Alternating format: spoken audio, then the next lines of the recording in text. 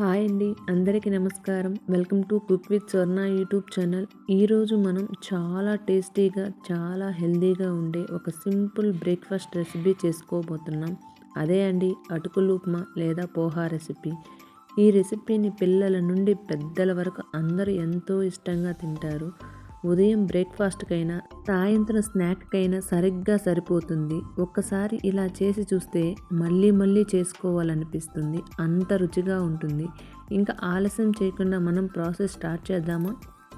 ముందుగా ఒక బౌల్లో వాటర్ తీసుకుని దానిలోకి అటుకులు వేసి వెంటనే గట్టిగా పిండి ఇంకో బౌల్లోకి వేసుకోవాలి. నేను ఇక్కడ సుమారుగా 400 గ్రామ్స్ అటుకులు తీసుకున్నాను. ఇప్పుడు వీటిని పక్కన పెట్టుకోవాలి. ముందుగా స్టవ్ ఆన్ చేసి ఒక కడాయి పెట్టుకోవాలి. కడాయిలో 2 స్పూన్ల నూనె వేసుకోవాలి. నూనె బాగా వేడెక్కిన తర్వాత ముందుగా కొంచెం పల్లీలు వేసుకుని లో ఫ్లేమ్లో సుమారు 80 నుంచి 85% వరకు వేయించుకోవాలి. పల్లీలు కొంచెం కరకరలాడేలా అయ్యాక 6 నుండి 8 జీడిపప్పు వేసుకొని గోల్డెన్ కలర్ వచ్చేంత వరకు ఫ్రై చేసుకోవాలి. పల్లీలు జీడిపప్పు బాగా ఫ్రై అయిన తర్వాత వీటిని ఒక ప్లేట్లోకి తీసుకొని పక్కన పెట్టుకోవాలి. ఇలా ప్లేట్లోకి తీసుకొని పక్కన పెట్టుకున్న తర్వాత అదే కడాయిలో ఆవాలు, జీలకర్ర, కొంచెం మినప్పప్పు, శనగపప్పు వేసుకొని గోల్డెన్ కలర్ వచ్చేంత వరకు ఫ్రై చేసుకోవాలి. ఈ తాలింపు వల్ల అటుకులు ఉప్మాకి మంచి రుచి మరియు వాసన వస్తుంది. ఇప్పుడు 2 మీడియం సైజు ఉల్లిపాయలను సన్నగా తరిగి వేసుకోవాలి. ఉల్లిపాయలు కొంచెం మెత్తబడిన తర్వాత కరివేపాకు వేసుకోవాలి. తర్వాత ఒక సన్నగా తరిగిన పచ్చిమిర్చి వేసుకుని బాగా ఫ్రై చేసుకోవాలి. ఆనియన్స్ ఫాస్ట్గా ఫ్రై అవ్వటానికి కొంచెం సాల్ట్ వేసుకుని బాగా ఫ్రై చేసుకోవాలి.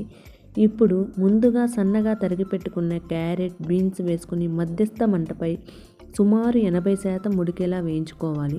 కూరగాయలు పూర్తిగా మెత్తగా కాకుండా కొంచెం క్రంచీగా ఉంటే చాలా బాగుంటుంది. కూరగాయలు కొంచెం ఉడికిన తర్వాత 1 స్పూన్ పసుపు, పావు స్పూన్ కారం, కొంచెం జీలకర్ర పౌడర్ వేసుకొని కలపాలి. ఈ మసాలాలన్నీ బాగా ఫ్రై అయిన తర్వాత ముందుగా నీటిలో శుభ్రంగా కడిగి నీరు పూర్తిగా వంపేసి పెట్టుకున్న అటుకులు కడాయిలో వేసుకోవాలి. వేసిన వెంటనే నెమ్మదిగా కలపాలి.